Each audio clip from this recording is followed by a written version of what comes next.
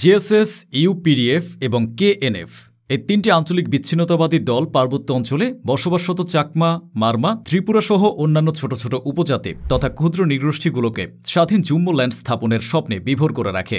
এসব স্বপ্ন দেখিয়ে তারা নানা রকম সুবিধা আদায় করে। স্বেচ্ছায় তাদের কর্মকাণ্ডগুলোকে সহযোগিতা না করলে নির্যাতন ও নিপীড়নের হাত থেকে কেউই রেহাই পায় না। অত্যাচারের ভয়ে মুখ বুঝে সবকিছু সহ্য করতে হয় পাহাড়ি বাঙালি সকলকে। এই গোষ্ঠীগুলো পার্বত্য ক্ষুদ্র নৃগোষ্ঠীদের জীবনমানের উন্নয়নের কথা বলে, অথচ বাস্তবে তারা সেখানকার শিক্ষার অগ্রগতিতে বাধা প্রদান করে। প্রমাণ হিসেবে রাঙামাটিতে মেডিকেল কলেজ ও বিশ্ববিদ্যালয় স্থাপনে বাধা ও অন্যান্য স্থানে উচ্চতর শিক্ষা প্রতিষ্ঠান স্থাপন করতে নিরুৎসাহিত করার বিষয়টি উপস্থাপন করা যায়। তারা বছরে প্রায় 450 কোটি টাকা চাঁদা আদায় করে। তার সামান্য অংশ শিক্ষার উন্নয়নে কোথাও ব্যয় করা হয়েছে বলে কারোর জানা নেই। এর পেছনে মূল কারণ হল পাহাড়িদের মূর্খ করে রাখতে পারলে তাদের শোষণ করার সুবিধা। তাছাড়া আঞ্চলিক দলসমূহের নেতা নেত্রীদের ছেলেমেয়েরা শহরের নামি দামি বিদ্যালয়, বিশ্ববিদ্যালয়ের কোটা এবং বিদেশে স্কলারশিপের মাধ্যমে পড়াশোনা করার সুযোগ সহজেই পেয়ে যায়। বাংলাদেশ সরকার পার্বত্য এলাকার শিক্ষার উন্নয়নের জন্য নিরন্তর কাজ করে যাচ্ছে। স্বাধীনতার প্রাক্কালে পার্বত্য এলাকায় মাত্র 6টি বিশ্ববিদ্যালয় ও কলেজ ছিল, যার বর্তমান সংখ্যা কম বেশি 500টি। প্রাথমিক বিদ্যালয় থেকে এখন প্রতি পাড়ায় পাড়ায়। 1970 সালে এ অঞ্চলে শিক্ষার হার ছিল মাত্র 2%, যা এখন প্রায় 50%।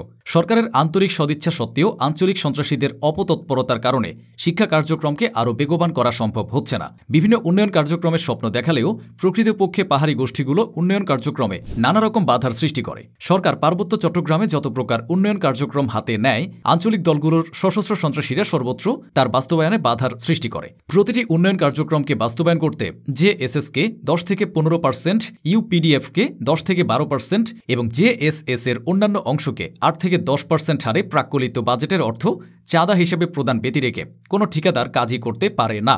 অল্প আয় ও জীবনের কষ্টের কথা চিন্তা করে পার্বত্য চট্টগ্রাম এলাকায় বসবাসরত জনসাধারণের সরকারি ট্যাক্স প্রদান করতে হয় না, অথচ সন্ত্রাসীদের চাঁদা দেওয়ার হাত থেকে তাদের পরিত্রাণ নেই। এই যে প্রতি বছর প্রায় 450 কোটি টাকা চাঁদা আদায় হয়, তার মধ্য থেকে কত টাকা তারা পার্বত্য চট্টগ্রামের উন্নয়নের কাজে খরচ করেছে? জেএসএস এবং ইউপিডিএফ দলের আরেকটি চাহিদা হচ্ছে পার্বত্য এলাকা থেকে বাঙালিদের বিতাড়িত করা। ইতিমধ্যে অনেক বাঙালি তাদের জমিজমা ও বসতভিটা হতে উৎখাত হয়ে গুচ্ছগ্রামে মানবেতর জীবনযাপন করছে। ভুলে গেলে চলবে না যে বৈচিত্র্যের সৌন্দর্য ও উন্নয়ন। আমেরিকাকে বলা হয় ইমিগ্রান্টদের স্বর্গ। 1% নেটিভ রেড ইন্ডিয়ানদের বাদ দিলে সেখানকার 99 ভাগই বহিরাগত বা ইমিগ্রান্ট।